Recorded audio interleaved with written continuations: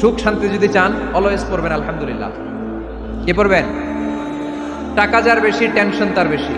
সাধারণত টাকা যার বেশি রোগ তার বেশি, টাকা যার বেশি শান্তি তার কম।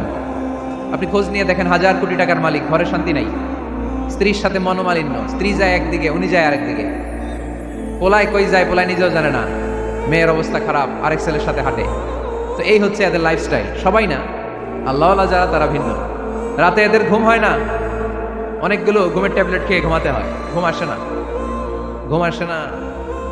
কিন্তু রিক্সাওয়ালা, কুলিওয়ালা, দিনমজুর, এদের রোগ বালাই আছে? কথা বলেন।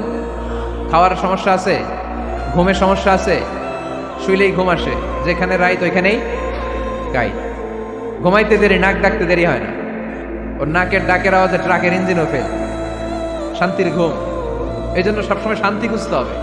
কি খুঁজবো? শান্তি দেওয়ার মালিককে।